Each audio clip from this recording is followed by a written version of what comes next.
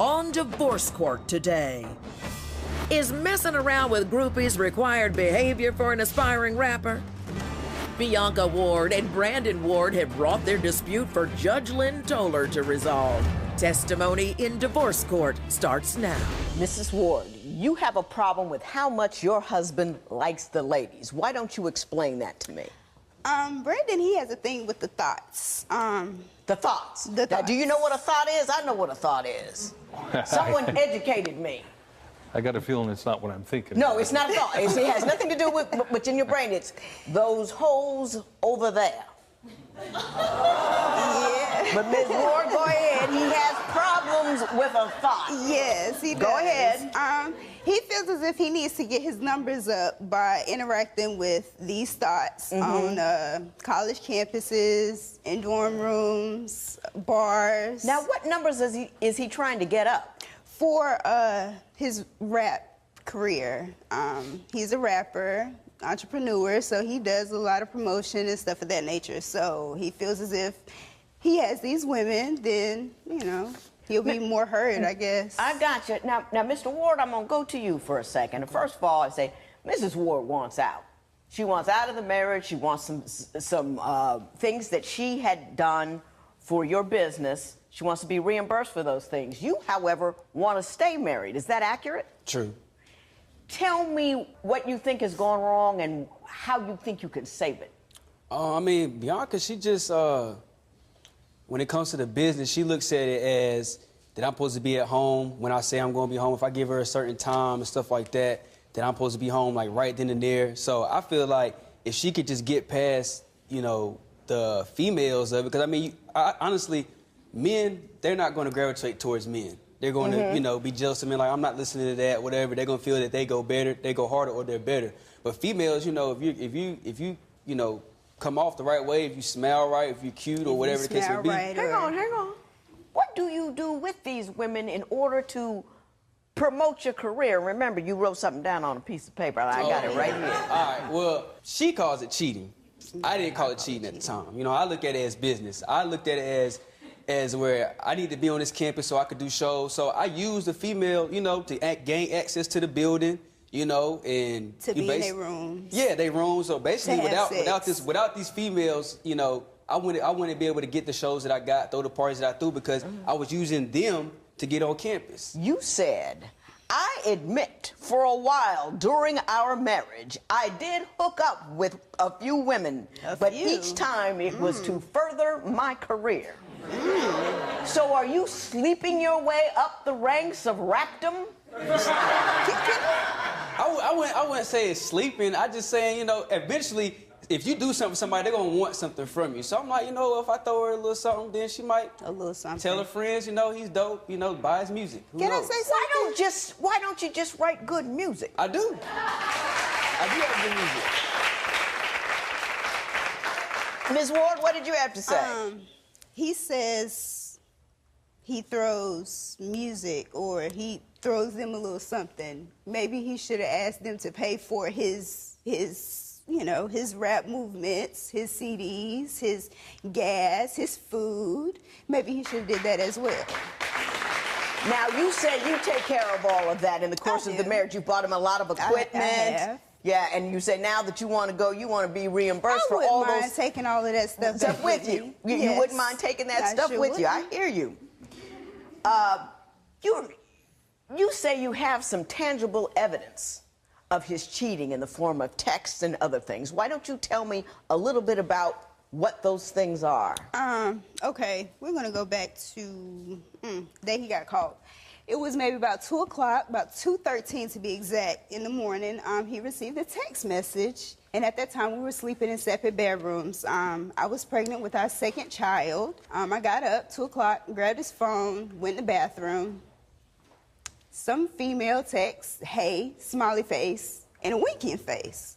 We're women, we know what a winking face is at 2 o'clock in the morning. My grandmother says nothing good is out past 2. So why is she texting you? He says, oh, it's a friend, it's nothing, this, that, and the third. He wakes up 8 o'clock in the morning, cooks me a nice breakfast, but it's nothing. When do I ever get breakfast? So, goes on, maybe 2 weeks after he received the text message, then I pop up at his dorm room. No, I pop up at the house where he says he's staying. I call. Babe, where are you? Call his friend. Where's Brandon? Where's Brandon? Brandon's at a dorm room. His car is parked where he pays to live during the week where he works, and he's at the dorm room. So he's called. Now, Mr. Ward, you're trying to keep your wife. You're admitting very honestly, and I appreciate that, to advance your career by having sexual relationships with other people. Would you be willing to find some other way to climb the ladder in order to maintain your marriage? I have since that situation. It took me, like I said, we were in separate cities. So when I came back home, I think beginning of the year, I just seen a whole different side, and I realized, like, okay, having sex with women for business, because it ain't for pleasure. I wasn't taking these girls out to eat. I wasn't spending no time with them. It was just, for business. It was just straight sex. Yeah, and I realized that I don't have to take it to that level where I have to have It was sex the with 8-piece combo that made him feel like he couldn't. It was the 8-piece combo. What is an 8-piece combo? I pieced him up with my fist. I was pregnant. Yeah, I did. It was 3 days. No hitting, no hurt. I'm sorry. Cool. But I was hurt. I was so hurt. So therefore, I had to let him know that I was hurt. No hand. Did she? Right. She did, but the main thing with Bianca, she acts like she never talked to anybody else before. That's her problem. Okay. And I try to tell her, like, don't act like you brand new. On that note, Mr. Ward, you do say you do have problems with her, because we've been messing with you this entire time. So you have some concerns about her temper. And we're going to talk about that so we can find out what your concerns about the marriage are. Okay. Does staying out late always mean that Brandon is cheating?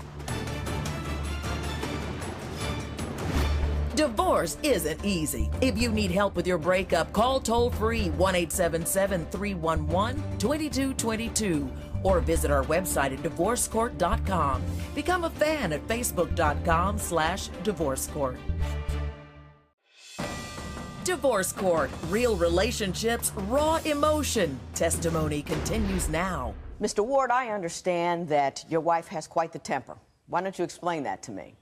There's been several instances where she's actually put her hands on me. And, she's a female, so I'm not going to hit her back. You know what I'm saying? But after a while, you just get kind of tired of it. And one particular incident that sticks out the most, I was on the phone with my brother. My brother, he's just not my brother. He's also the CEO of my company. I'm the president, he's CEO, so that's how we work. So a lot of times people will call me, and he called me about a show. I'm on the phone, she's in the car, I'm on the driver's side. So I guess because, we having a good time, we talking about the show, she's like, get out the phone, I don't want to hear that. I'm like, I'm not about to get out the phone just because you don't want to hear something. So that's the case, you should have let me drive my car, and we'd have been fine. So she proceeds to, saying little stuff in the background. So finally, I'm like, you know what? I'm about to just get out. She's like, well, yeah, get out the car. So I get out the car. She takes off. Long story short, I ended up calling a cab home. That's the first incident of her putting me out. She put me out again one time with my sister. My sister's in the back seat. You know what I'm saying? She shouldn't be seeing this. But she gets mad, and she just wants to put people out. So it's like... Now, what was so annoying and that you had to put the man out of the car? For real. I just did not want to hear his conversation. Him and his homeboys that have been getting on my nerves, talking about the women, their ladies, their shows. So it was the nature of the conversation that was bothering you. I know what Did you see that hot woman, that kind of thing? Hot woman? None of the women anything he's related to my encountered company, has she don't been like. hot. She don't like. Well, no, it was just an example, but okay. Mr. Ward, were you talking about women like your wife wasn't there? It wasn't no women. That conversation with my brother, we were literally talking about an upcoming show. You also say that if you're so much as 1 minute late, she flips out.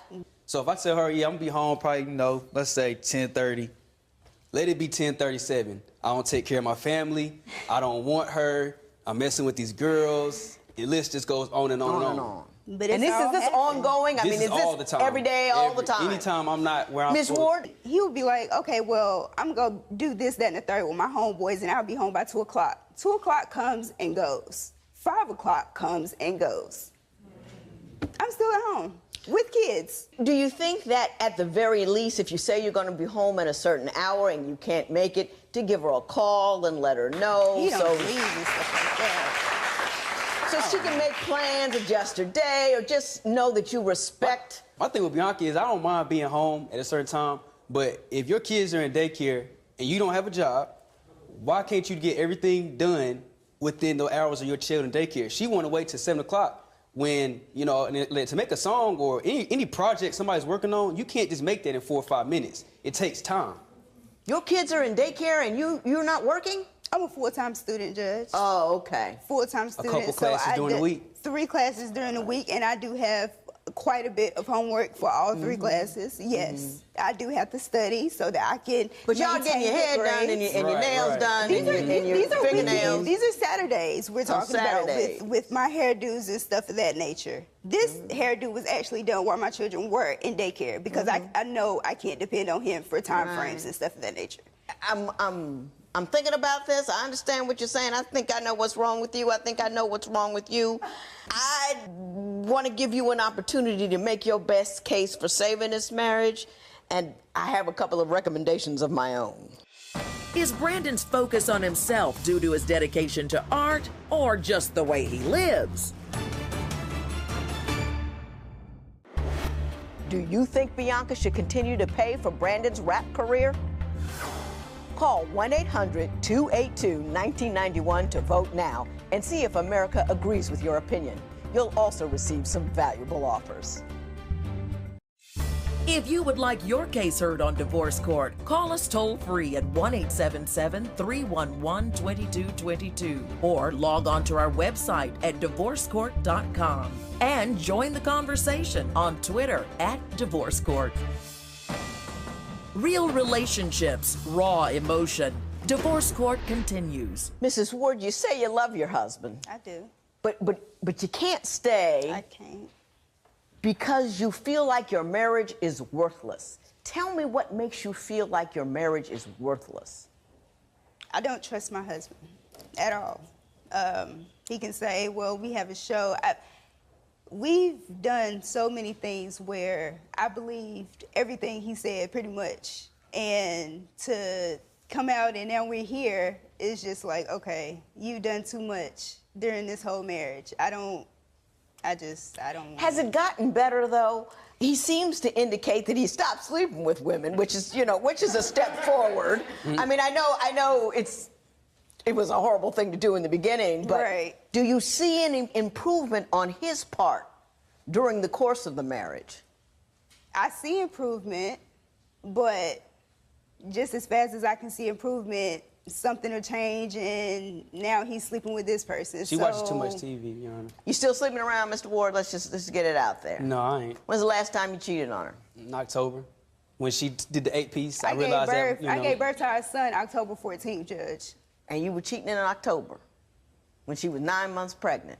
It was more to it, though. It wasn't just... Well, what else was there to it? It was good. We was going through some things at the time, and I told her, I said, yo, I don't think I need to be married right now. I'm telling her these things. I'm like, yo, I just need to be out here doing my thing, and she's not listening. Let me tell you something, Mr. Ward. You can't say, I don't think I need to be married right now. You are married until you're not married anymore, and you must behave in a married fashion.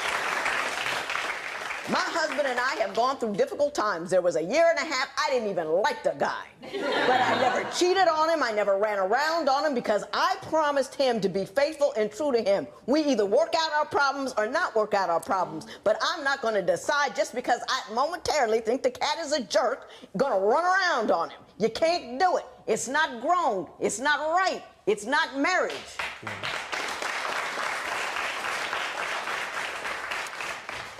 Wife having a baby and you out there running around. You know how much work that is? Right. Tell me what you think you can do to persuade her that you're worth keeping. I love my career. I love what I have going on. I love my children. But I'm not going to let no woman or nobody stop me from what I'm doing. So I'm like, I love her. I don't want to be with no other woman, none of that. But if she can't accept that and accept the good times that we do have, then she gonna have to make a decision. What was the question I asked you?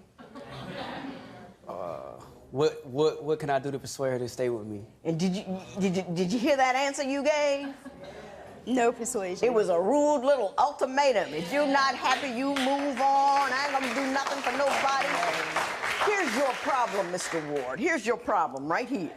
You're not interested in her happiness at all, and she knows it. You're interested in you, and if she wants to tag on for your fun ride on whatever roller coaster you want to be on, and she want to sit there and let it happen, that's fine, come along. But the minute she asks you for any kind of fidelity or support or love or care or something that would make her feel secure in her own home and in her own marriage, you're like, baby, you on your own.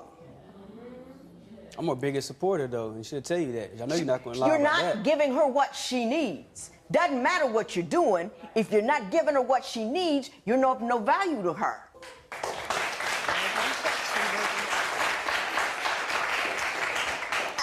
I'm going to tell you, Mr. Ward, I mean, selfishness is love's demise. Love cannot survive in an atmosphere of I'm about me, I'm only about me, and either you get on board or get gone. And I don't think you want to stay married. I think you want the conveniences of a wife and a marriage, but you don't really want to be married. You want to do what you want to do and have somebody at home taking care of the ship while you know. She don't do that, running. though. It's not like she cooking and cleaning. I know what you're saying out of a woman. She don't do that. So therefore, I'm not going to sit here and be like, I don't need her to sit here and cook, clean, none of that stuff. What do you want from her? I just want her to be supportive, and if you're going to be with me, stop bringing up the past. Every day, an argument shouldn't be consistent of what happened in October 2013. Right, October 2013. Every day. I got to tell you, what you said here like 2 minutes ago was just rude. I mean, that wasn't years ago. That was 5 minutes ago. My husband says something like that to me, we'd still be arguing. Judge Lynn Toller's ruling next. Divorce Court. Judge Lynn Toller's ruling right now. So, Mrs. Ward, you brought him here. You petitioned this court for a number of items that you say you assisted him with in his business. Can you give me a list of the things that you believe you provided for him in the course of his putting his business together? The parties that have been thrown, the mixtapes that have been purchased, some of the gear that has been purchased for the company, trips, gas. That sounds about everything, right? Everything. You helped with everything. Right. You helped with everything. Mr. Ward, what do you have to say about that? She's been very helpful throughout my whole career, but to sit here and be like she's paid for everything, I'm not going to let her say she's done that, you know. But she has been very helpful, and there's been times where I look up and I tell her, like, I'm tired of everybody doing this, and she'll be like, you know what, I got you. Here you go. You good. So I do give her a benefit out of that, but she ain't, you know, funded my whole career, nothing like that. And my wedding ring. My wedding ring. You bought your wedding ring? I bought my wedding ring, and he threw my wedding ring. I threw it? You threw my wedding ring over the balcony at 10:33. Yes. Oh, you know why? Because she was talking to somebody. I was which talking goes to back somebody. to everything that I've been doing. I wasn't having sex with somebody. I was talking to somebody. Let me tell you, Mr. Ward, you're showing up a bit of a fool.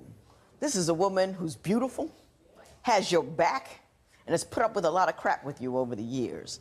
And you can't do some very basic things to make her feel loved and cared for and secure in your own home. I think you're going to really miss her when she's gone. I really, really think you're going to miss her when she's gone. A good woman, you know, a good woman isn't just a pretty woman. A good woman is, you know, when you said, I got you, a woman says, I got you, you know you got something.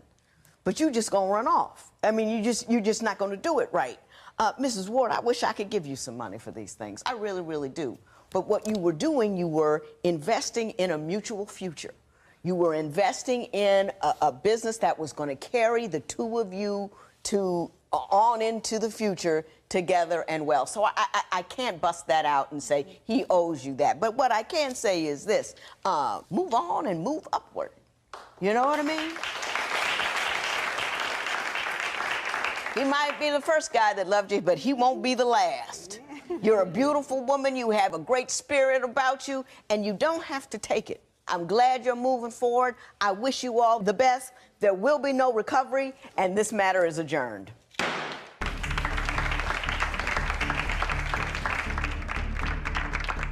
Post a comment or submit your case at divorcecourt.com or call toll-free 1-877-311-2222. Follow us on Facebook and Twitter at Divorce Court.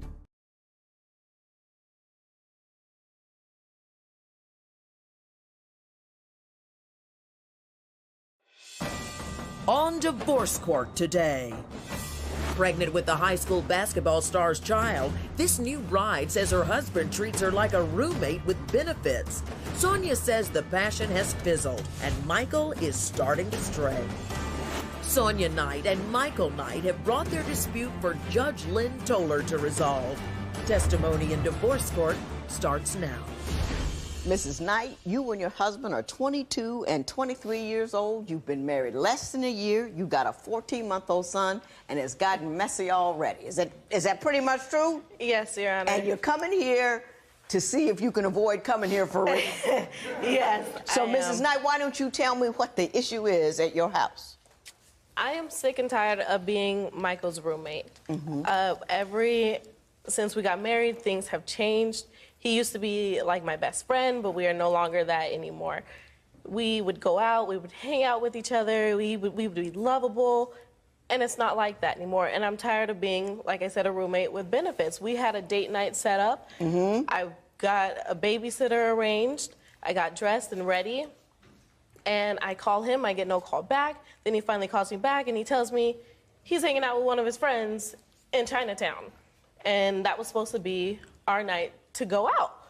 He has cheated on me in the past, and so... Before you got married or after you got married? Before we got married, even to the point where I was 7 months pregnant, and he was texting these other females, asking them for rated R pictures. And I was 7 months pregnant at the time. Let's stop right there. Let's stop right there. Mr. Knight, why don't you tell me your version of the texting while she's 7 months pregnant story? Your Honor, the version of it is I wasn't getting what I needed from Miss Sonya, so I found it elsewhere. I mean, I didn't necessarily physically cheat. I mean, it was just a text. It's close enough. So, no, it wasn't close enough. Did they send you an R-rated picture? No, I went to sleep after that, Your Honor. So you were just... I just did it for the fulfillment, pretty much. It was Just... All right, I know what you were doing. Okay, that's all right, that's all right. Ms. Knight, I hear that. I'm not, he was 20 years old. I'm not real alarmed by that kind of thing. Why don't you tell me what else is going wrong that has you so concerned? After that had happened, I moved out. I went with my family member for a short period of time. I came back because I did not want to be the statistic of a young single mom. And I wanted my family. So we made that arrangement to come back. He wanted me to come back. And we vowed to have no passwords on our phones. So after we had gotten married and we moved into a new place, I had my son by this time. He was about 3 months. And he was sleeping in a certain way, so I wanted to take a picture of it. So I grabbed his phone, and there's a password on it. And that was a red alarm to me, like, why do you have a password on your phone? I don't have one on my phone, and we're married. We shouldn't have passwords on any of our phones unless we're going out somewhere. Your Honor. And so it was a red marking to me because he has cheated on me in the past. He was dating another girl and I for 6 months, and we didn't know about it until he put it on the social media, and we both liked it.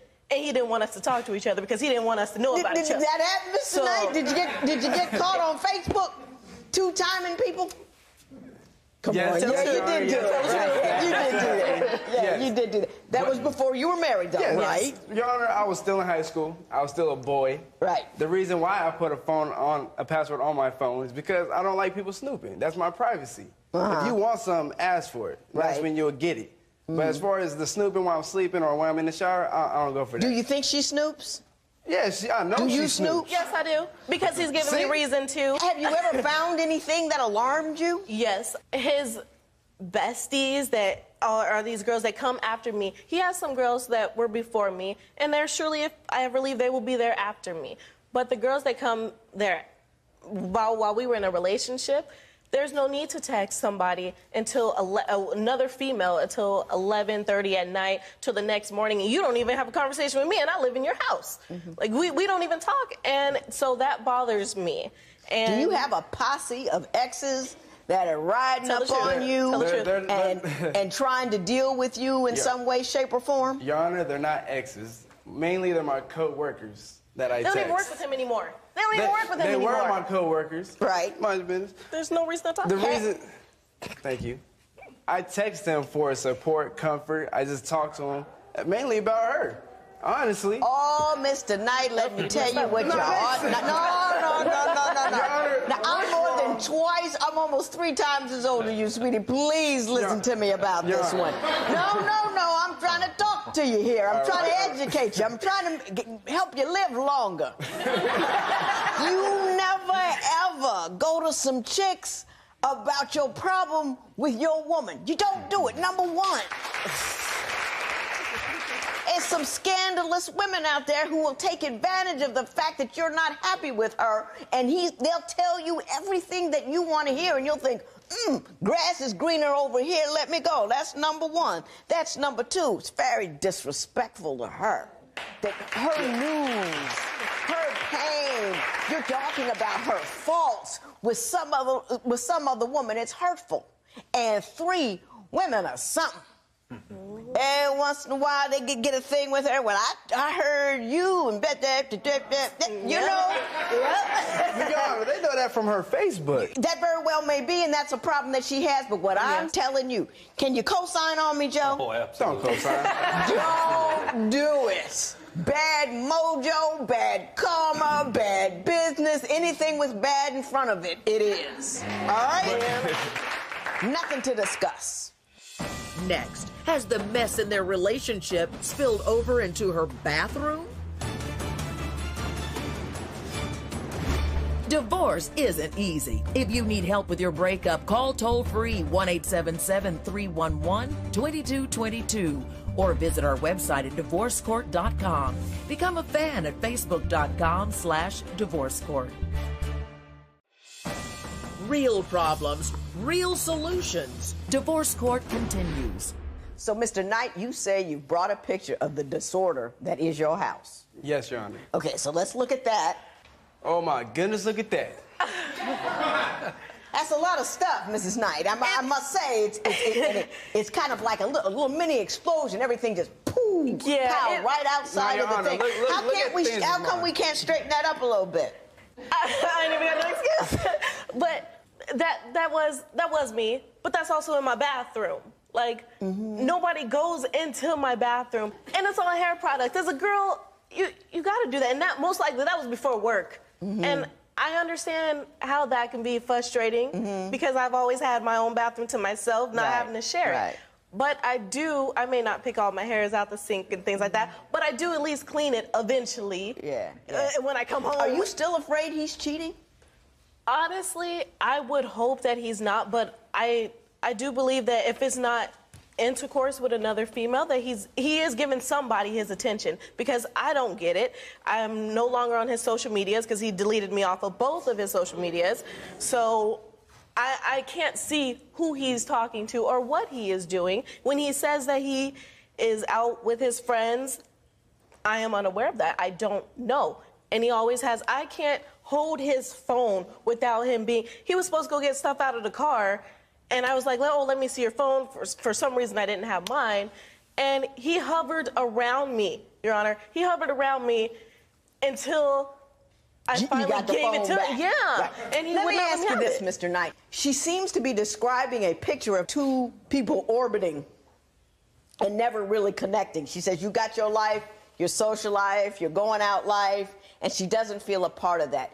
Do you see any of that? Is that how you perceive what's going on at your house? Your Honor, her version of me going out, I'm not really going out. I go to the gym a lot. That's my version of going out. Right. As Do far you as, guys spend a lot of time together? I guess that's my question. Not at all. No, we do not, Your Honor. Just because we have different interests. We have different things that we like to do. Do you have any interests that you could find in common? If she was willing to spend some money, we could find a lot of things to do. Is she cheap? Yeah, she's very cheap. I wouldn't say cheap. I would say... Your Honor, I'm not even allowed at the grocery store with her. She don't take me grocery shopping no more. Because you might buy something. Because I buy a lot of things. I'm very spontaneous. No. I like snacks. I like little ho-hos in my basket. Mrs. Knight, you hanging on to that dollar? This is what it is, Your Honor. We have... Not we, because I refuse to get a joint account with him, but he has overdraft plenty of time. If you look at his bank account now, it's probably overdraft. But he overdrafts. He'll spend $150 on shoes and things like that. And I'm like, we have a newborn. Like, we have diapers. That could have went to diapers, food, or anything. Are you extravagant a bit with the money? Your Honor, I spend money on mainly her and my son. No, he did that twice. He took me on shopping Do you sprees. shop a lot? Yes, Your Honor, I do. And then he tries to How hide much it. money do you spend every week, you think, shopping for stuff? About 300. 300 a week? Yeah, on just stuff. On stuff.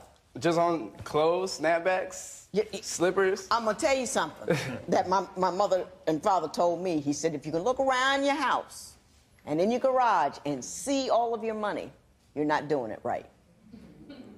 You're not supposed to see your money. The big money you're supposed to have. That 300 that you're putting on your feet and your kids' feet and all that kind of stuff, that could be stacking up in a bank account that's making money that will send your son to college one day. It can be the difference between you having a bad economic moment and you surviving, or you falling off the grid. That money is to be, you see what I'm saying? You can't spend it just because you have it. You gotta hold some back. And so he says I'm cheap by that. But, Your Honor, we got quite a bit of money for our taxes. I got less than half of it in cash in my hand. And I asked him, where's the rest of it?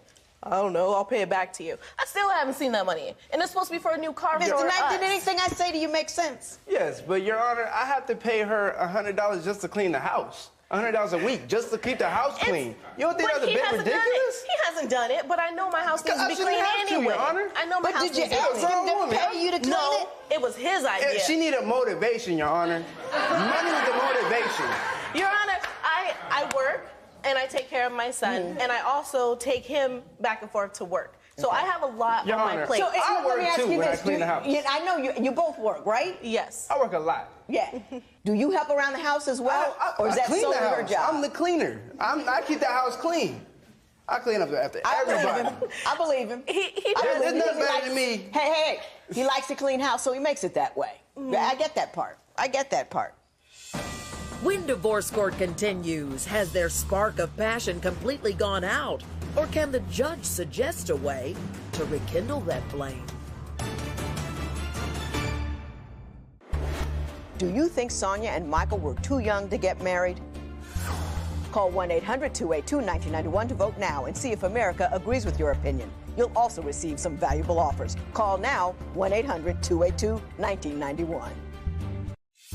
If you would like your case heard on Divorce Court, call us toll-free at 1-877-311-2222 or log on to our website at divorcecourt.com and join the conversation on Twitter at Divorce Court. Divorce Court continues. Now look, you guys came here because you don't seem to be able to manage this marriage successfully. Do you both truly want to remain married? I know you do. Yeah, I just want some of his time. He no longer wears his wedding ring. He no longer walks and holds my hand. I just want my marriage back. That's all. I just want to be friends. Just go out. I just want one night a week. I'll take one night every other week. I just want something to be. Spend some time with him and be with him. I do. I just want to walk with you. I don't like spending money, but I'll go to the movies if I have to. Your Honor, don't buy that. Don't buy that. Now, what is your response? I'm at home a lot, and we don't do nothing. Okay? She has my time. She's choosing not to use it, so I use it elsewhere. So you're saying she's a little boring? She's a homebody? She wants to walk through the park. I want to spend money. Like, it can't work. She wants to be cheap. I don't. I feel like if you had the money, you might as well spend it on something you want to do. Mr. Knight, let me ask you this. Do you love her and do you want to make it work? I love her, yes, but do you want to make I'm it not work? in love with her. But, I mean, Do you want to make it work? Yes or no? And there's no judgment in that. But I need truth. Yes, Your Honor, I do want to make it work. I'm not going to be... I'm unconvinced. Well, I'm not going to be immature and just run away from it, because we do have a family, and I would love to have that family continue. And I respect you for that, and I appreciate that. Here's what I'm going to ask you to do. There's a difference between staying and being engaged.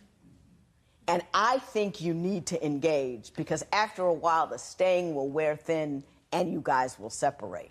You can't just stay and say, well, I won't deal with her. I'm here for the kid but I'm going to live this life and I'm going to leave her alone. What you two have to do is compromise. You two have to find something you enjoy doing together. I don't care what it is, but you have to find something. My husband and I have taken golf lessons. We've taken dance lessons. He almost broke my foot. I mean, but because we have to have something that we enjoy. You have to make compromises and sacrifices, and you have to feed the marriage. The marriage will starve to death if you don't show it love and concern and care. She's not always going to do what you want to do, but you have to be man enough to say, hey, baby, these are the things that we can do together, and I want to. And you got to want to. Do you know what I mean? You got to want to. Let the man spend a little money. Thank you. I know what it is to be cheap, because I'm cheap. But you got to have some joy. You got to have some pleasure. And to spend money, not to get Jordans or clothes, but to do something together is investing in the marriage. Allow him and you to invest in the marriage. It's about compromise. It's about tomorrow. It's about not getting what you want right now to give your child a stable life later on. Do you understand what I'm saying? Judge Lynn Toller's ruling next. Divorce Court. Judge Lynn Toller's ruling right now. So I gave my big compromise speech. I got any takers? Are you buying it? I mean, yeah. Did you hear me? Yes, I did, Your Honor. Does it make sense to you? Yes, Your Honor, but then again, I'm still young. I mean, I'm still gonna do what a young man is supposed to do. Your Honor, Michael wanted a family with me. If that's what he wanted to do, he should have told me before we got to the altar, because I took my vows seriously. And so he should have told me that before we had a kid, especially. But did you get pregnant first and then get married? Yes, I got pregnant, and then 4 months later we got married. I don't think you're ready to be married. Married is change. Married is not taking care of some desires so you can take care of your responsibilities. And you can't say, I'm married, but I'm young, so I don't have to do those things that are responsible in a marriage. Do you see what I'm saying? Yes. And you got to make a decision about what kind of man you want to be. And it doesn't mean that you have to suddenly live the life of a 40-year-old, but you do have to curtail some of the activities that you engage in and purposely take on other activities in order to be a satisfactory husband and father. You with me? Yes. I want you to make one request of him, just one, because you can't expect the whole barrel at once. Right. It's bit by bit, piece by piece. What's the one thing I can get him to commit to doing right here, right now? Every Thursday, I want to be me and him. Every Thursday night. Can that belong to her? Yes, I can do that. Okay. And you can do something that you may not necessarily want to do and she wants to do. You can do that? Oh, come on, man up. Man up now. Come on. Yes, I can. One night a week. So what's your request? I want her to keep the house clean without me paying her. That's all I ask. Just keep the house clean. Done. I can do that. There you go. Now, every time one of you does one of those things you have committed to do, the other one got to put something on it. In other words, we've done this, you're doing that for a month, she's kept the house clean, you kept up with your Thursdays, then somebody's supposed to step up and do one more thing to make this union better. Do you believe men are the head of the household? Yes, I do. Then it means you go first. Okay. You're the one. You can't lead unless you're willing to go first. Right?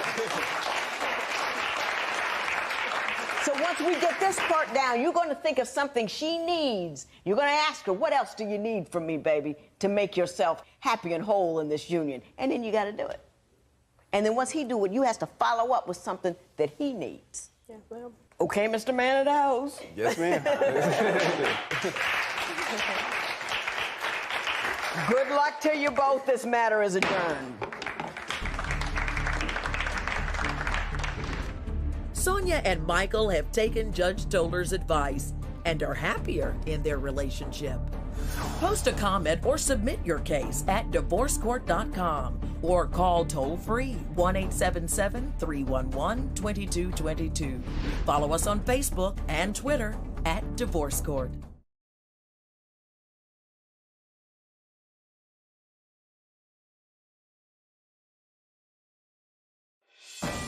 On Divorce Court today, did a sex contract replace romance for a couple who started dating when she was a teenager? Sherelle has grown into an independent woman, but Terrence can't trust that she's faithful. Terrence Wilson and Sherelle Johnson have brought their dispute for Judge Lynn Toller to resolve. Testimony in divorce court before your vows starts now. Mr. Wilson and Ms. Johnson, the two of you have been together for 6.5 years. You have a 4-year-old and a 1-year-old together. Correct. He asked you to marry him. You guys got engaged a few months ago. Yes. And now you're here because you've got issues and you're wondering whether or not marriage is a good idea. You've brought your marriage license here. You've given me permission to tear it up if I think this union is ill-advised, or else I could give it back to you. You've taken my compatibility test, which, you know, was a little deep, and we will get to that momentarily. But before we do, Mr. Wilson, I got to ask you about this. Yes. You have a written contract with Ms. Johnson about how much sex you guys are supposed to have every week. Yes. Now tell me how it came about, what's in it, and how you got her to sign it. Well, basically, Your Honor, when we first met, we used to have sex all the time. Spontaneous. I mean, people would tell us, stop kissing in public, stop holding hands, go get a room, all of that. About, I say, 1.5 years ago, it all changed. We can go 3 weeks. If I don't initiate it, it's not happening. It's not going down. It's out of the question. So I came to her and I said, let's go a contract. We can have sex every other day. She agreed. But the stipulations to that contract is if we miss a day, then we have sex 2 days. For instance, I got it. If you get 2 days off first with no sex, then fair is only fair. You got to double up. Double up. You know, so that's where we're at with the sex contract. And I just feel, I don't want the sex contract, don't get me wrong.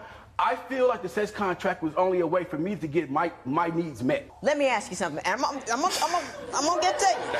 Spontaneous. Why do you think the sex diminished in the last 1.5 years? What do you think precipitated that? When I met Sherelle was 16 years old. I was 26 years old.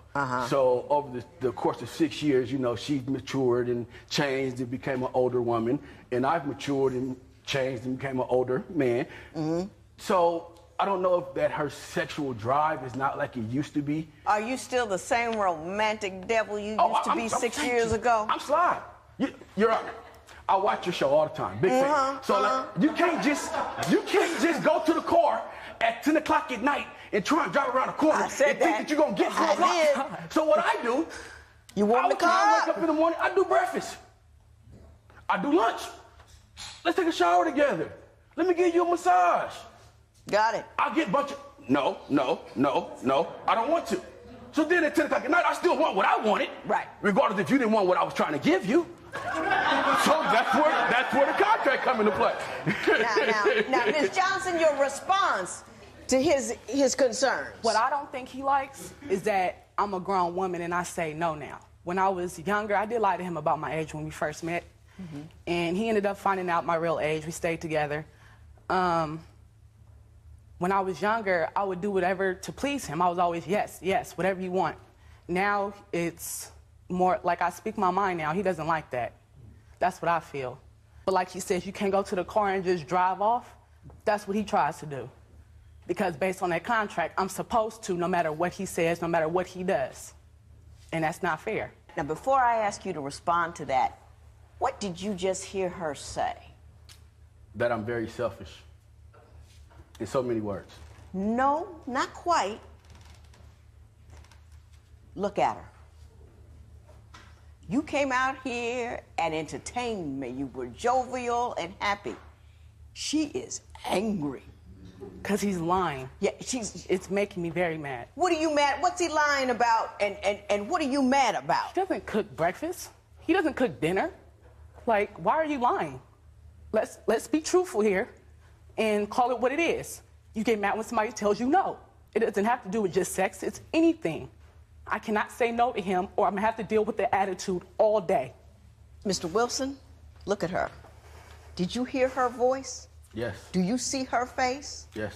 What do you think she's feeling? Hurt, unappreciated, unloved. Why do you think she feels that way?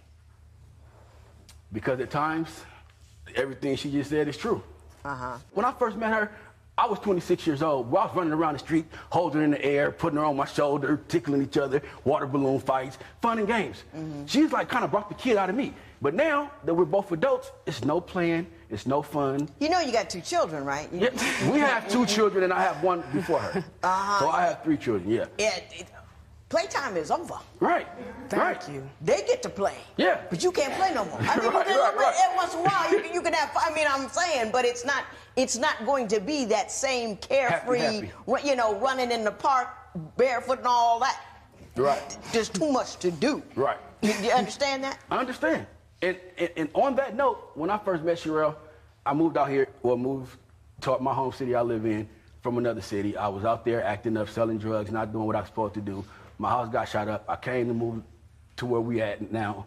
I met Sherelle, and I was still selling drugs, doing the same thing. When she got pregnant with my son, I went to culinary art school at Laney College, finished my culinary art school, got a job, and I started trying to do the right, mature things to take care of my family and to show her that I appreciated her, stand by my side when I was a knucklehead. Next, what happened when Sherelle found Terrence in a car with another woman? Are you considering marriage but aren't sure that your intended is really right for you? Call toll-free at 1-877-311-2222 or visit our website at divorcecourt.com. Become a fan at facebook.com/divorcecourt. Couples in crisis, real resolution. Divorce Court continues. Ms. Johnson, I understand that Mr. Wilson accuses you of cheating, but in reality, you've never cheated, but he has cheated on you. Why don't you tell me what his jealousy is like and what he's done with respect to the cheating? Mr. Wilson actually cheated on me several times. One, it was a girl I didn't even know. I was walking down the street with my mom, and he drove by in his car. He seen me and tried to duck her head down. So I told my mom I'm going back to the house because I knew he's seen me and he's going to be on his way, and I have some words for him. And he ended up meeting up with me at the house, and he argued with me. We went our own separate way. He begged me to come back. I came back. Another time, well, most of our arguments are always over sex. So one time I went to sleep. He tried to wake me up, I guess, several times, and that didn't work. So he woke me up by pouring water on me. I woke up, we argued. He told me I might want to leave because he's going to have his friend come spend the night, which is a female, because her and her boyfriend was arguing. So we argued, I left, and actually had to sleep in a park that night because it was 1 at night. Mr. Wilson, would you care to respond to the allegations of cheating and the incident with respect to the water and the park? The water incident, I don't recall. And I'm not saying that as a cop-out, but if she said it happened, it most likely probably did. The incident when she said she slept in the park and the leading up to the water incident, I remember her sleeping in the park and the young lady did come over. How was that okay with you that your wife was in the park? The mother of your children was out in the elements when bad people are all around and she was alone and you had some other chick in the house. How did you live through that? How did that not just break you in half? I was wrong, and at the time, I didn't feel like... When that happened, me and Sherelle had just met. We wasn't really... I don't care! We were living together. I don't care! I wouldn't let a woman that I didn't know at all, who was 18, 19 years old, go sleep in a park. You're right. By herself. Thank you. You're right. I mean, who does that make you? I was wrong for it. I have no excuses for it at all. And what kind of life do you lead that you can't recall throwing water on somebody? I mean, I could go, hey, Joe, have you ever thrown water on your wife? He would say no. He wouldn't be, well, I don't recall, but if she said so, do you live a life of such chaos that those kind of events are common? Then, yeah. Now, no. And I say that because then I didn't appreciate Sherelle. I didn't appreciate what I had. I didn't respect Sherelle. I didn't respect her as a woman, as an individual, or as even for somebody that was giving me the time of day. I basically took advantage of Sherelle. When did you stop? I stopped because according to her, you still the same. I stopped when Sherelle got pregnant with our son. And I I know you're gonna hit me. Is that the first one or the second one? That was the first pregnancy. Uh-huh. Sherelle got pregnant with our son. I was an idiot still before I made the correction, and I cheated on Sherelle again. And I had to come to her and I had to tell her that I think she needed to get checked for STD. So. Oh, no. That's not how that happened, ma'am. How did it happen, Ms. Johnson? I know I'm gonna get the truth over here. You tell me. Yeah, he went to the bar one night. I was pregnant with our son. So I'm a homebody. I'm always at home, cleaning, cooking. He comes home. I wake up the next morning. Oh, he didn't wake me up. I'm not even paying no mind. Great for me. You know, I get the night off. The next night, he doesn't initiate sex. See, that was a red flag right there. Yes. So I accused him. I said, why don't you want to have sex? Oh, I don't know. I'm just not tripping. Okay, so a couple of days later, his phone rings. I answer it. It's the doctor. They need Terrence to come in for a follow-up. I didn't even know he went to the doctor. So I confronted him with that information, and he tries to put it off on me like I gave him an STD. He tells me that I gave him something. I'm pregnant. So me and my child both have an STD, and I gave it to you when I'm not doing anything?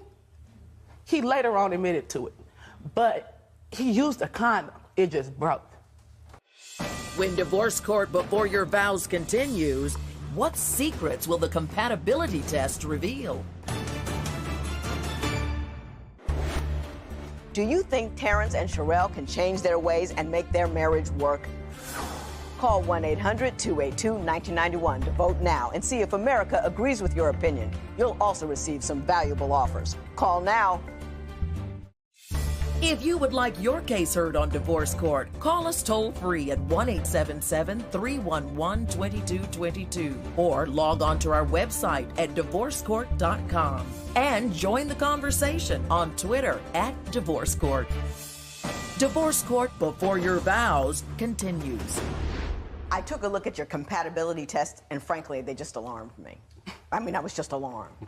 You couch it in terms that are other than who you are, but who you are shines through. If you could change one thing about your intended, what would it be? I want her to listen with an open heart and mind. I want her to take my feelings into consideration. Right. You don't want her to listen with an open heart and mind. You want her to do what you tell her to do. No, that's what you want. That's what you want. Because the 5 things you listed about yourself, you were stubborn, overbearing, hard to talk to, short-tempered, and loud. How can she listen to all of that with an open heart? All of that is one direction. It's you to her. This is what I want. This is how I want it. This is how I like it. And if I don't get it, I'm going to get louder, and I'm going to get closer, and I'm going to make you that much more uncomfortable. That's who you are. You wanted that 16-year-old girl who had no more sense than to obey you.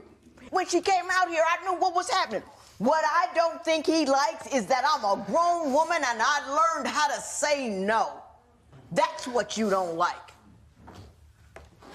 Look at her. Look what you did to her.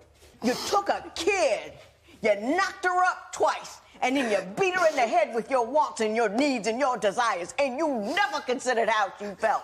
And every time you didn't get what you want, how you wanted it, when you wanted, you beat her up with words and with anger and with loudness, and you put her out of your house in your bed to bring another woman in there. She can't talk to you. She has no voice in her own home. She has no sense of safety in her own home because she knows at the heart of hearts, if you really want to do it, you'll just put her out in the street and whatever happens to her, happens to her. Because that's what you wanted at the moment. There's no bottom line. There's no line below which you won't go because you've already gone there before. She's been having sex for years and didn't want it. Because you know why she didn't want it? Because you're not nice. Nobody wants to have sex with a guy that's not nice. Judge Lynn Toller's ruling next.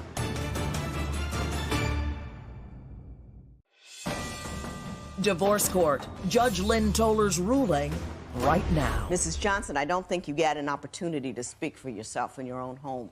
You are here, you are safe, you are among people who care about you. Is there anything you care to say? I do want this to work because we have kids together, but I want him to know that it doesn't have to. I don't need to be in this relationship. If he can't change, then me and my kids gonna have to go, because I'm not gonna put my kids through this anymore. It's not me that has to do all the changing. He has to do some. Ms. Johnson, I read everything you said on here. Let me say something to you. Woman to woman, your daughter will live whatever hell you tolerate. She'll believe that a man who cares for her, who loves her, will be abusive to her, mean to her, treat her badly, and she'll take it because that's the script you guys have written for her. I am worried about you. Mr. Wilson, if she makes any decisions that she needs to make, it's going to make you very, very angry. And you can be very, very wrong guy. I'm asking you for your daughter's sake, to treat her, your girlfriend, like you would want a man to treat your daughter. If a man put your daughter in a park. Now, and let me, your daughter's 17 and knocked up, and her man put her in a park, and she comes home to, hey, Daddy, I spent last night in the park. What would you do? Go off. Yeah. You go over and visit the brother, wouldn't you? I'll be in You'd jail have the a next whole day. lot to say and a whole lot to do, because that's a whole lot of wrong. Right. I was wrong, Your Honor. No, but what I'm saying, you're still wrong. Her voice quivered with her first sentence in this courtroom. And her first sentence to me was, what I don't think he likes is that I'm a grown woman and I can say no.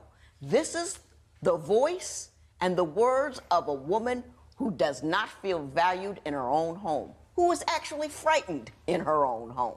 And you're the person who's made her that way. She broke out with that. Yeah. You were being funny and jovial and was laughing and this and that, and because she brought all of that stress and burden in here, and the minute she got an opportunity to say, hey, let me tell you how much I hurt, she jumped on it. That's what you've done.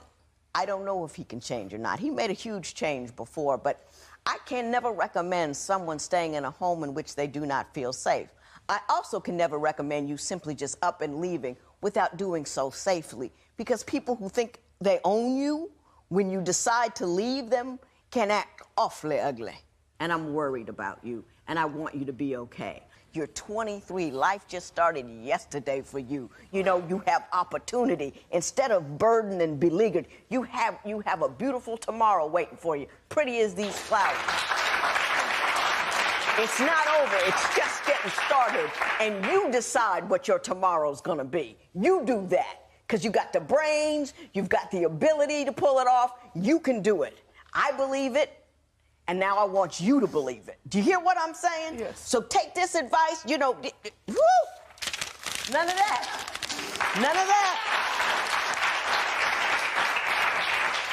And don't buy words from him. I'm gonna change, I'm gonna do better. What you need to wait for are actions. Wholesale change of behavior, Mr. Wilson. You've changed before. I hope you can do it again, because she deserves more than what you're giving her. And your daughter will live the hell you create. Stop it. This matter is adjourned.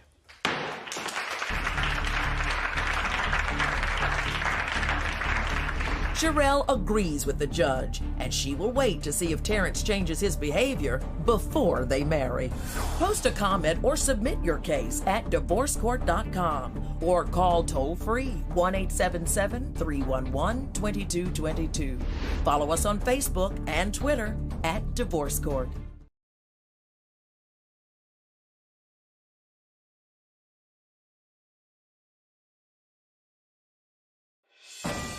On divorce court today. High school sweethearts with a bright future got pregnant, ran away together, became addicted to cocaine, and then turned their lives around. Sarah got her GED, but Seth did not.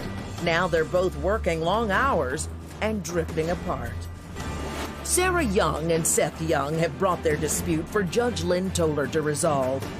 Testimony in divorce court starts now.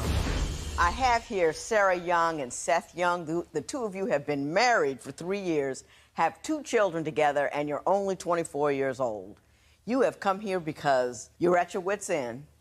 You don't know what to do. You're arguing all the time, and you don't know how to fix it.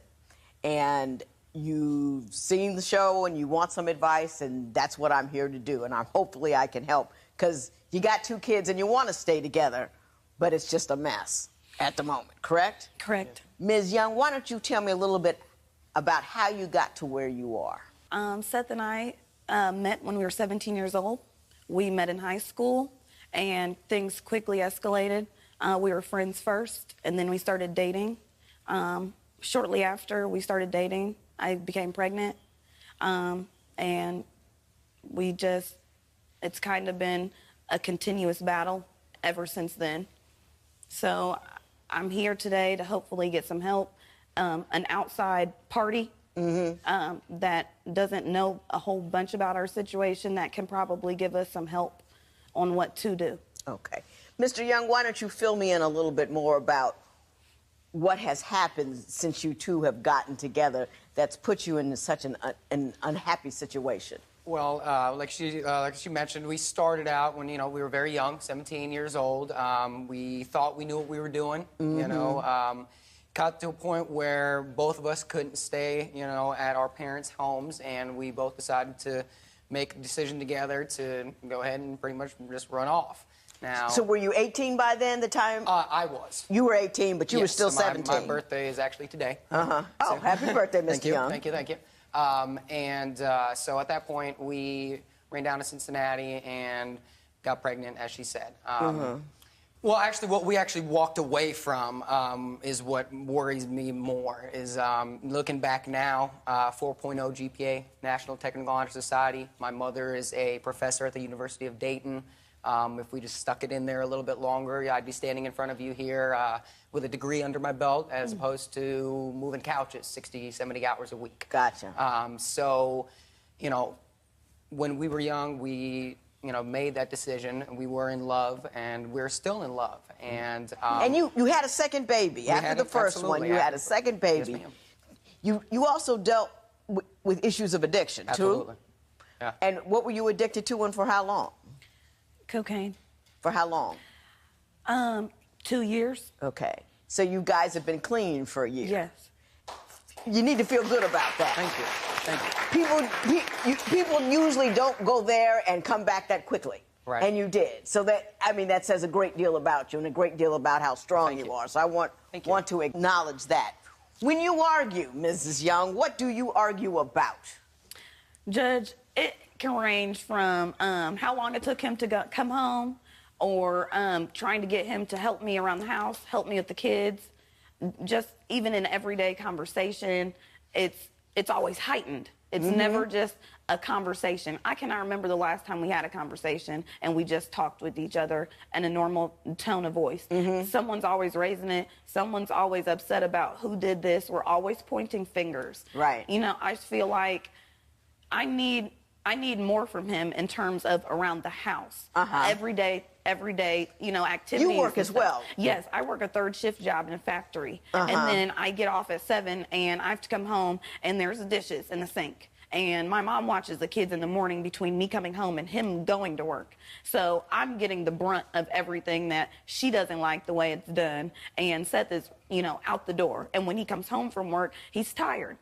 So it's like there's never really any time to really talk. Neither one of us are really home together at the same time. Right. So it's just... And you feel like you never get a break. Never. And you feel like you don't get a break either. I mean, because you work a 50 to 70 hour a week. Yeah. You got the kids, and you got to throw sleep in there somewhere. Eventually, yeah. What do you think the main problem is? Is it all pressure from external pressure, or is it Number one thing, I mean, 7 years we've been together, and she still questions, you know, I can be, if it takes 25 minutes to get from work to home, if I get home in 26 minutes, she's wondering what I'm doing for that 1 minute. Where am I at? You know, and it's as soon as I walk in the door, not, hey, honey, how are you? Can we talk? Where you been? Who you been with? Yes, ma'am. What you been doing? And I ain't got time for none of that. I don't, you know. Now, Mrs. Young, has he ever done anything in the course of your 7-year relationship that made you believe that he's going to step outside the marriage? No. But I will say, Your Honor, I don't believe it's like, oh, he's trying to mess around on me or whatever. It's constant battle. When he gets off, his friend takes him to and from work. Yeah. And I appreciate that. That's wonderful. It helps out because we only have one vehicle. But drinking and driving is illegal. And this man will drink in the car, him and his friend. Now, what if they get in an accident? You know what I mean? What if he goes to jail? Any of those things. I feel like Mr. Young, are you drinking in the car? Yes, ma'am. You just have to stop. Yes, ma'am. It got nothing to do with her. Right. You just have to stop. Yes, ma'am. I got people live in Ohio. Right. You know, you can kill them, right? Yeah. Don't have that right. And I know it's nice to have that beer and kick back, but wait till you get home. But you know, you put the beer in your lap and just hold it. But get home first. Yes, and ma'am. your buddy too, because you don't have the right to kill anybody. Right. No matter what you gave up or what you decided. Period. End of story. Yes, ma'am. That ends that problem right there. Right? Yes. That ends that problem right there. And it's not me, her nagging you, it's me. And it's Joe, and it's the rest of the world telling you you don't have that right. Yes, ma'am. Okay? I understand. Next, Sarah says Seth has cheated. But what is the real story? Does Sarah have something to hide? If the ink on your marriage license is barely dry, but you're ready to call it quits, call toll-free at 1-877-311-2222 or visit our website at divorcecourt.com. Become a fan at facebook.com/divorcecourt. Broken relationships, real solutions. Divorce Court continues. Now be truthful with me, Mrs. Young. Is it just that guy and the beer that he has on the way home that you get upset about, or are there some jealousy issues there that you have? And be truthful. Your Honor, there are some jealousy issues, but I feel like we've already had it out about this particular friend because he's like headstrong like me. And once things done a certain way, and he's going to do them how he feels. And I feel like when Seth is with him, it's like what he says goes, sort of thing. And yes, I do have some jealousy issues. I do. I have to admit that. And I probably should ease up on him and let him have some beer. But Seth doesn't have boundaries. If I say, yeah, have a beer, it's 6. You know what I mean? It's not like he can have a beer and be like, oh, I just needed a beer, you know, and then go to sleep. It's not like that. I feel like it's always, he has to take it further. Okay. Mr. Young, first of all, we're just going to clear up. You've never been with any other women. No, ma'am. Nope. No, ma'am. That's it. Not once. Not once, not ever in life. Not in life. Ever. You believe that? Yes. And I will never... You gotta act like, but you gotta act like you believe it. Do you see what I'm saying? You have to act like it. You can't be begrudging about it because he's never done anything to indicate that he's been with another woman. And right? I would never give her that satisfaction of how, that's the one thing that I know I have done things I'm not proud of. I've called her names that I shouldn't have. I have done things that I have paid for. But one thing I will not do and I will not do is cheat on her. There's no reason to. There's no reason to. Before it gets to cheating, I would tell her, hey, we need to go our separate ways, or we need to do something else. When, like I said, it's the last little, token. Piece of integrity that you hanging on to when you're not letting... You go tell about it, Mr. Young. I love that. No one's ever come in there and said it to me. Love that. I love that. That's a wonderful thing, Mrs. Young. You have to respect that because a lot of women in here don't get that at all. They don't have the peace of mind to know that the most central thing in his life is hanging on to the fact that he's with you and that he's with you and you alone. You need to be happy in that. I mean, you see all the problems, but that's a big, huge problem that you don't have that you should appreciate. That's all I'm trying to say. And Your Honor, I tell, like, when I talk with my girlfriends and stuff, like, I make him seem so wonderful. And then as soon as I see him, I'm like angry all over again. And I don't know why I have so much like anger towards him. It's like as soon as I see him, I'm angry. And I know that I think maybe it's the fact that I haven't been truthful, or maybe that I haven't been doing things. And I think it's eating at me. You haven't been truthful? Maybe it's because I'm the little cheater. And I'm trying to, instead of own up to it for myself, I want to try to put it on Seth because he is a good person. And have you cheated on him? Yes. Does he know about it? Well, he does now, but I mean, were you aware? Yeah, I'm not an idiot. So you kind of knew about it. Well, I don't know who. Part of me wants to know who, when, why, where you do that to me, and then at the same token come back every day and tell me that I'm not, I'm cheating on you and I'm doing this and all that, and then yell at me about a beer. But this girl will go out with her girlfriends till 4 a.m. and roll around in our only car, in our only vehicle, drunk, driving it. When divorce court continues, does anger and frustration give Seth and Sarah an excuse to lash out?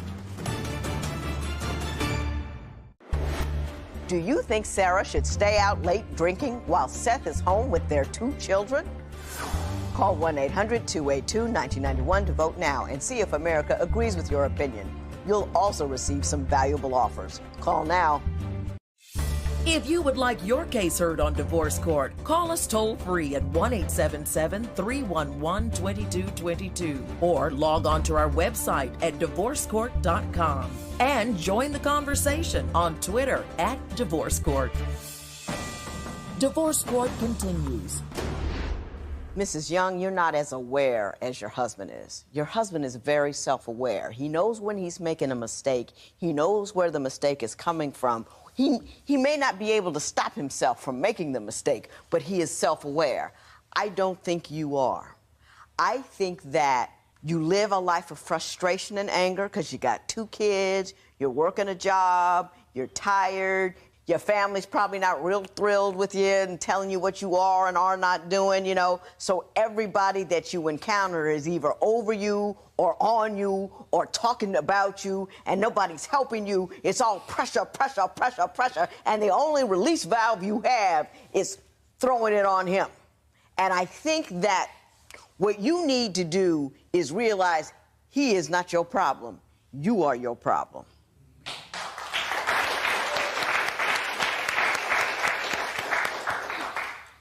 And that doesn't mean you're a bad person. Doesn't mean that you're deserving of the stress and the strife that you're in. It's good news. I love it when somebody tells me, "Ooh, the problem is you," because I know I can fix me. I don't have to ask anybody's permission. I don't have to find nobody. I can fix me. I can change what I do, and you can change what you do, too. You can change who you hang with. You can change who you run around with. Personally, neither one of you should be spending any time with any friends for a long while because you don't have enough time to spend together. And you should make a point of feeding the marriage just like you feed your children. And you should you can find 2-3 hours a week to be together. You got to have a beer. You got to have a drink. Do it in your living room. But don't fall in the whole bottle of beer. Just, play with the kids. Have something to do. You never made any plans for life. You still don't make plans for your family. You just survive from day to day to day to day. And a lot of what you need to do is just to stop, to think, and to speak, and decide. You need to do a little more thinking than he does. You're mad at the wrong people. You don't need to be angry at all, because the anger is killing you. Anger will do you in before anything else. What you do is you speak your anger, you do not deliver it. Seth, I'm right here today. I am so angry. Seth says, "What is it?" You say, "It was the kids and my family and this and that, and I just don't know what to do." It's gonna be all right, baby. You tell me exactly what's on your mind. We love to talk about it. and then give her a chance. But you've got to give him an opportunity to ask you what's wrong, and then you have to tell him in a way that's not cutting his head off. And that's all on you. You see what I'm saying? Yes. Okay. Now, if you were to give one gift to him, what would it be? The gift of quietness. I think it should first be the gift of trust.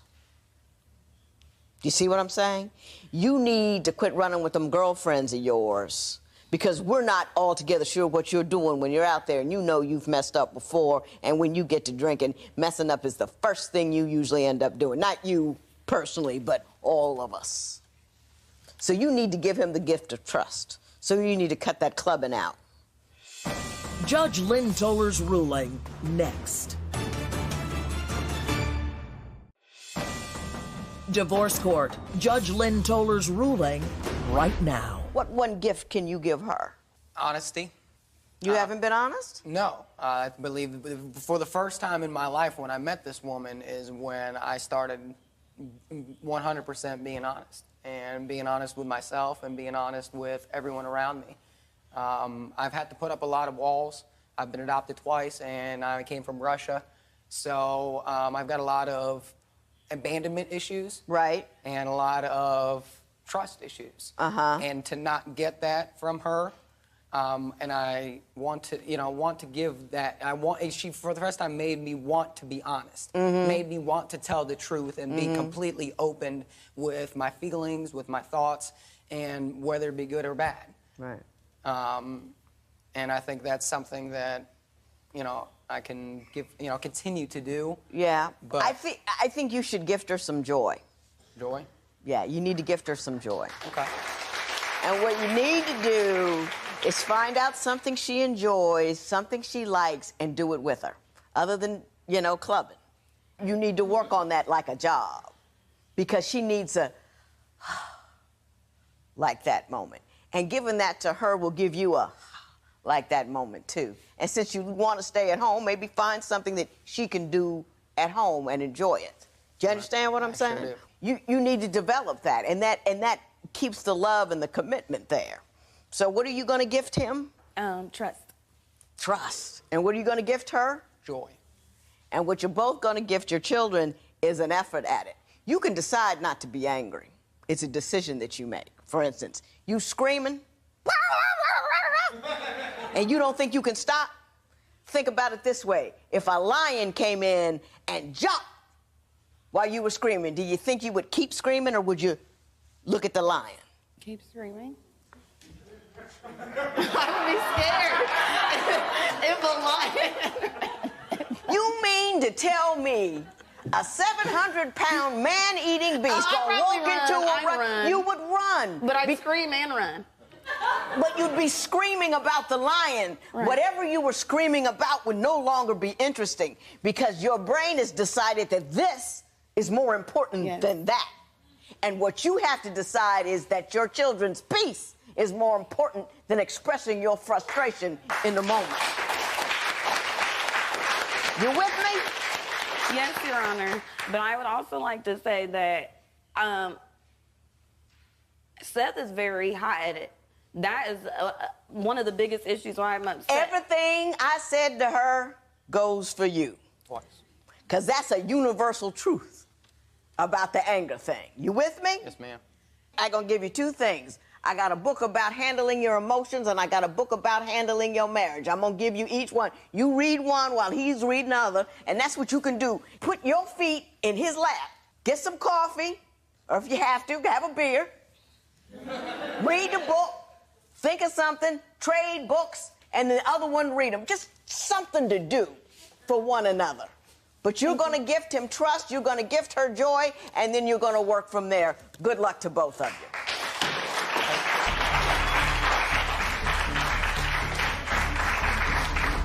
Sarah and Seth appreciate the judge's ruling and wisdom. They vowed to work together to repair their marriage.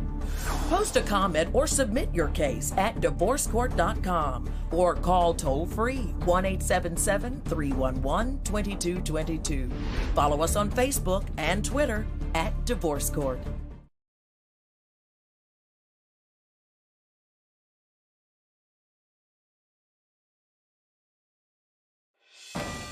on divorce court today. Trust flew out of the window just 2 weeks after their wedding. Danita says Willie surprised her with a hospital visit to meet his newborn twins. Danita Taylor and Willie Taylor have brought their dispute for Judge Lynn Toller to resolve. Testimony in divorce court starts now. Mr. Taylor, as far as I can tell, there was just a whole lot of cheating going on in this marriage. Did I get that right? Yes, you got that right. Why don't you tell me a little bit about what was going on and who was doing what to whom? Oh, wait. Miss Taylor, Miss Danita Taylor, yes. My wife, can't leave the ex-boyfriends alone. Got to talk to them. I catch her hiding in the bathroom, talking on the phone, reminiscing. I done cried about it. I done prayed about it. But it doesn't stop. She said she can't be with one man. I don't, hey. Judge, that's Now, Ms. Taylor, did you tell him that? Did you tell him you couldn't be with just one man? No, I never told him that, Your Honor. What did you tell him? I told him after he had cheated on me so much that it would be hard for me to be faithful to somebody else after my divorce. So much. Okay, you tell me, when did Mr. Taylor cheat on you? Well, I've got evidence of him cheating on me probably about 2 months into our marriage. Tell me what happened. His kid's mom called me and said that she was pregnant by him again. Right after you got married? Well, we got married on July 2nd. On the 25th, she had twins by him. And I wasn't even aware that these were his kids. We got a phone call in the middle of the day one day. It was his family, his sisters and his mom, like, why aren't you at the hospital? She's having the twins. So I'm looking at him like, twins, what do you mean? Did you fail to inform your fiance that you were in the process of having a baby with another woman or having 2 babies with another woman? She was informed, Your Honor. She was informed. And when I proposed to her to marry me, I let her know. I said, well, I have some kids on the way. No. I said, well, you know, we'll give it a little time, whatever you decide to do. No, because I'm not going to be running back and forth. I mean, Judge, she stay in Grand Rapids, something? I stay in Detroit. Hang on just a second. So that's 3 hours away. So I said, well, I mean, if we're going to be together, we're going to make this work, and we're going to get married, because I'm not going to run back and forth. And so she inspired me to go back to school. So she did, you know, she was a good woman. Yeah, she was a woman. So she's like, well, you know, baby, if we're going to do this, let's do it right. You go to school, because she was going to school also. So I said, well, I can't do this. I can't run back and forth.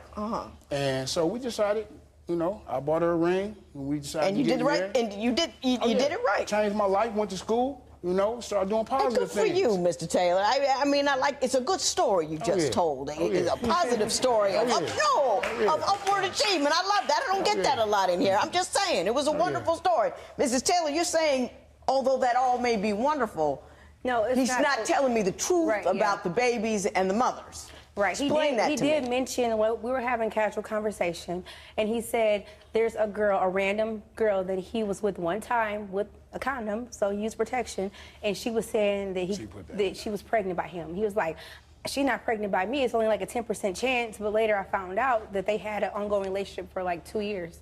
So he was more than 10% sure that, you know, those were his kids. His family, everybody was all supportive of the babies. Mr. Taylor, did that occur? No, not like that, no. Not like that. No. How did it occur? When I addressed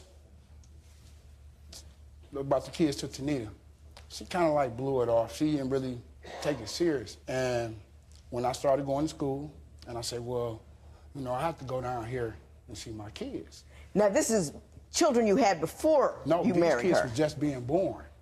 As you were marrying her? Yes, yes. So how many, now I'm so confused. How many children do you have? Let's start there. How many children do I have? I have 1 by my wife, possibly 2. We're going to get to that, too.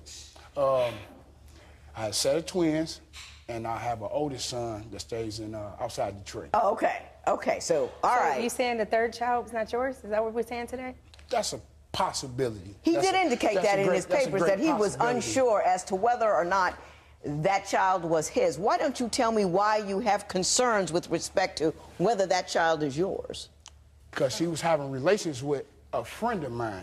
And when I found out, they tried to say, well, we was at the club, we just randomly met. And I was like, no, you ain't just randomly met him. Because he don't do that type of stuff. Ms. Taylor, what do you have to say about that?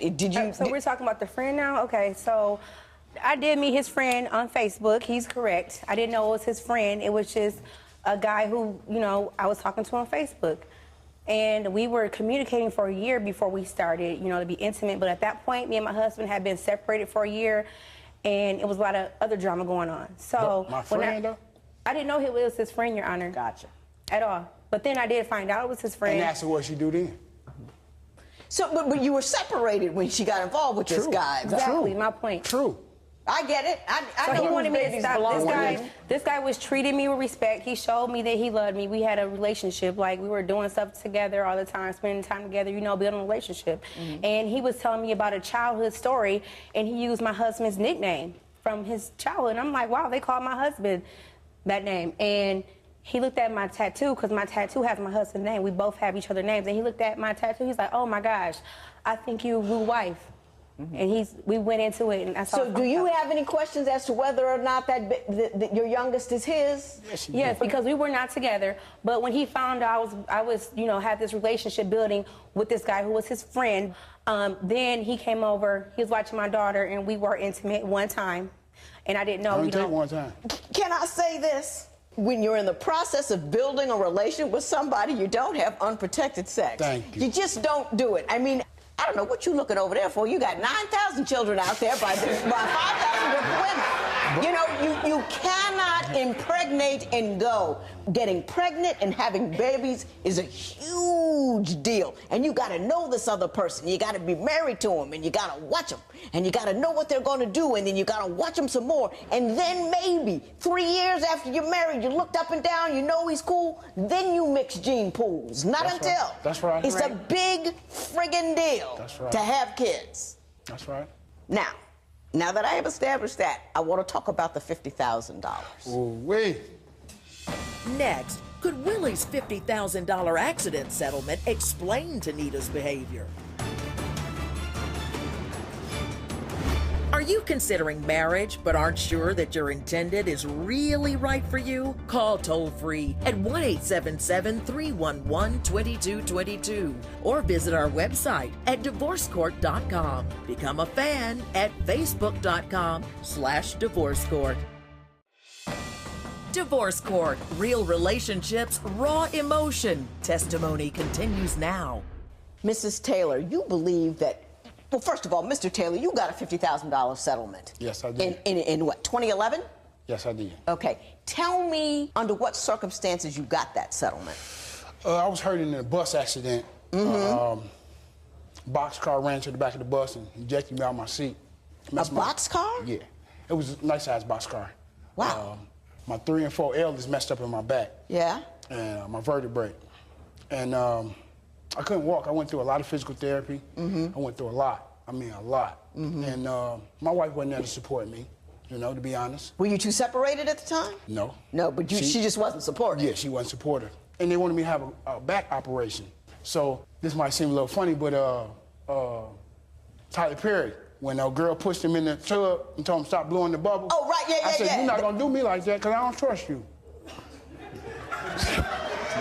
That's why I didn't have the back operation, first of all. And my wife was money hungry. Money hungry. Well, she seems to believe, and this is why she is here, that she is entitled to 50% of that $50,000. Yes. Am I accurate? Now, tell me why you believe you're entitled to that sum. Because he actually got the settlement in 2012 when my daughter, the same day my daughter was born is when he got his actual check. And before we got married, he kept promising me when he got his check, he was going to do this and do that. But of course, we were going through stuff. He had the baby, the second child, you know, the baby, all that stuff was going on, and I was pregnant, and it was actually dangerous for me to conceive a child because I had just had a major weight loss surgery, which was part of our marriage falling apart because he said he liked bigger women. Like every other woman I've seen him date, or you know, I don't know if they're like almost his height and 500 pounds, literally. And so you said you got chased by one, didn't you? Yeah, well, yeah, she beat him up. He had 2 black eyes, so he couldn't see. So he I I'm sorry, Miss Dan, I shouldn't laugh. It's not right. She told me, he called me and was like, can you please come and get me because I can't see out my eye. And I'm scared, Your Honor. I'm only 5'2", and I'm like, I can't fight. I'm from Grand Rapids. I'm not from Detroit. I don't. So I went and got his brother to get him. And when we seen his face, his brother was like, you need to pull over because you can't drive like that. So we pulled over at the gas station, and she came out of nowhere with her homegirls or whatever. They're like gangsters. And she jumped in his car, and he's getting in my car. I'm looking at his eye. His truck goes past us. I'm like, what? Are we being carjacked? Because I was new to Detroit. I'm just thinking we're being carjacked. And he said, no, that's her. Follow her because, I don't want her to mess up my car. So I'm on the phone with the police.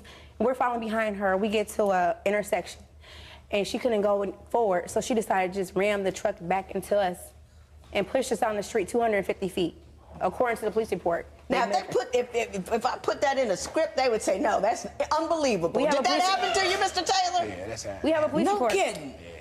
Yeah. Did you like her less when she got lighter? When she wasn't as heavy as she was? I mean, everybody, you have the right to like what you like, Mr. Taylor. You're right. I you like what you like. I like like thick women, You like thick women? Your Honor, can I say something? Because, that's what he's been saying. That's his story. I like bigger, plus-size women.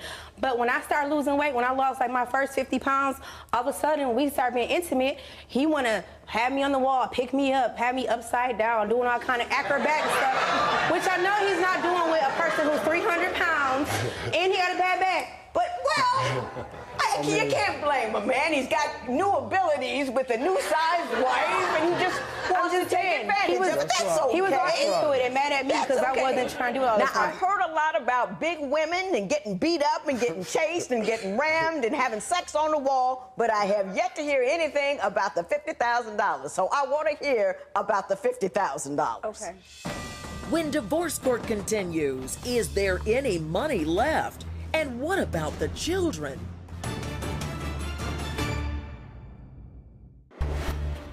Do you think Willie and Danita can ever have a trusting relationship?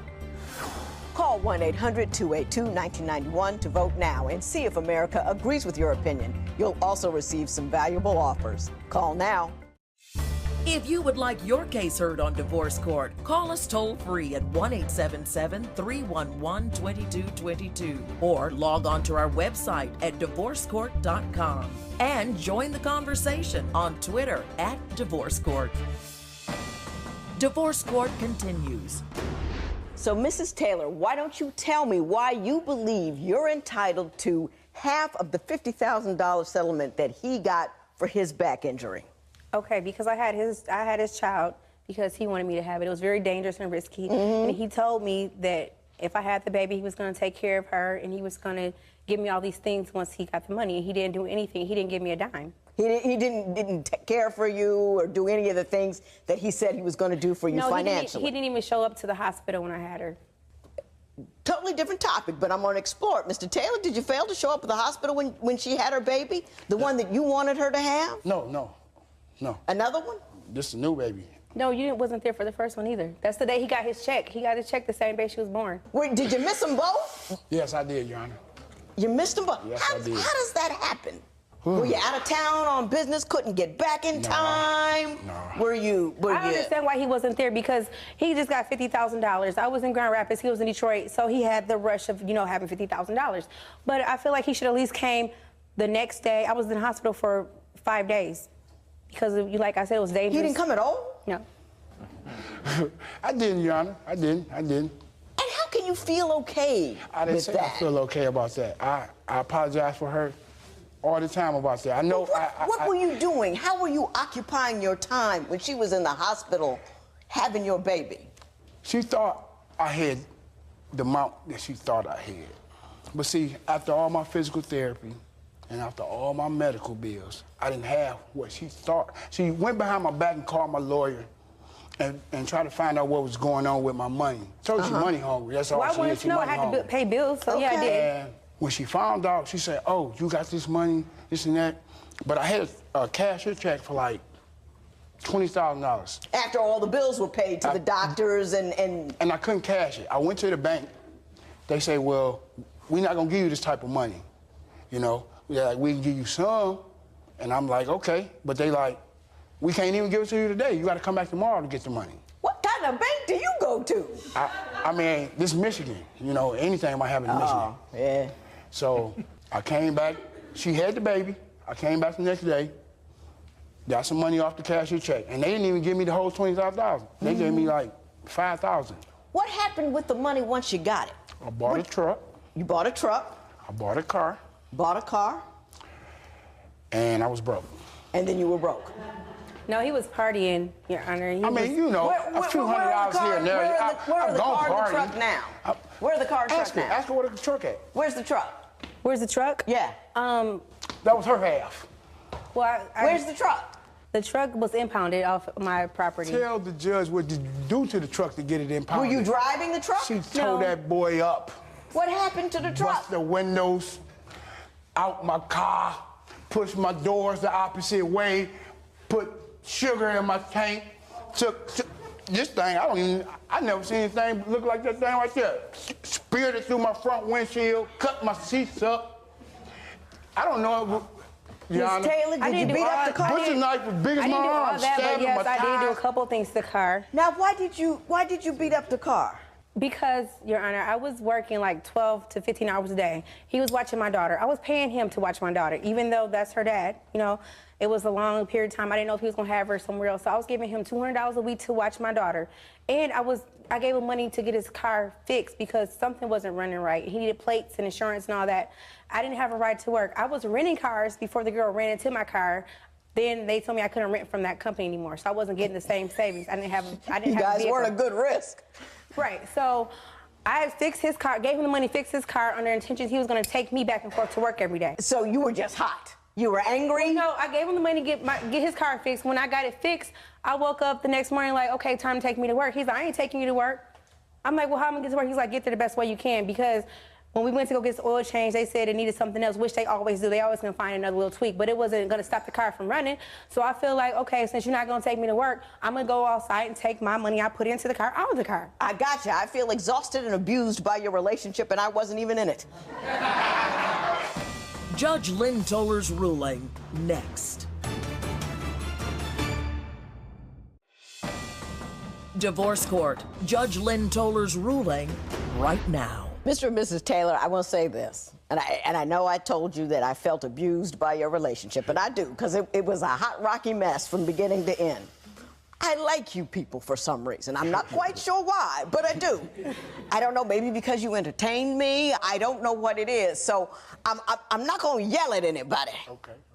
But I am going to be firm about what I'm about to say. You can't conduct business in a random manner. You can't just have this baby over here and have a piece of job over there and take this hunk of money and spend it and this, and I'm gonna go here and then tear up the car, getting checked, you know what I mean? That's messy. Yes. That's a very messy situation. Disordered life. And when you have a messy, disordered life, you're gonna have messy, disordered children. Nothing worse than a messy, disordered child. You really gotta pull it in, rein it in, and pull it together. No more procreating, people. No, you got plenty of kids.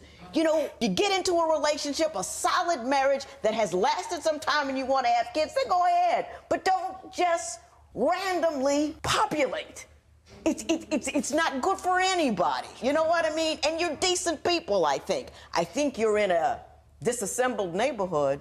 I think there's chaos all around you, and it's easy to get caught up in chaos if you're not truly and strongly directed in a forward manner. So I'm going to ask you to get fully and strongly directed in a forward manner so the chaos around you cannot flip you about and put you on the street. That's all I'm going to say about that. Having said that, I will say this. He ran through that money. The money was his. It was for his pain and suffering. It was for his bills, if you were still together. But he spent it on a truck and a car that you guys were both involved with, and you tore one of them up. So I can't turn around now and tell this man he's got to come up with $25,000 that he never really had to give you half the money for the pain he had in his back. Therefore, there will be no recovery. It is so ordered.